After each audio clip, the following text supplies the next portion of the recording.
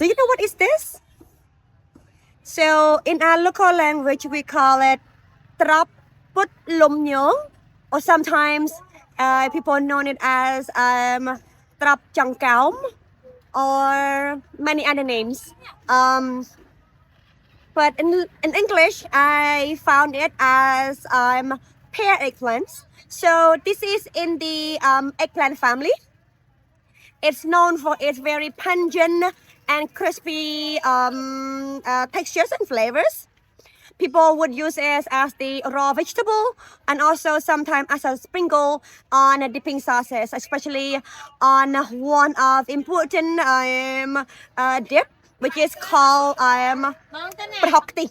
But we also use it as a vegetable in one of our very well-known nutritious and delicious soup, a traditional soup called samla koko, as one of the ingredients. Yeah, and this is how it looks like.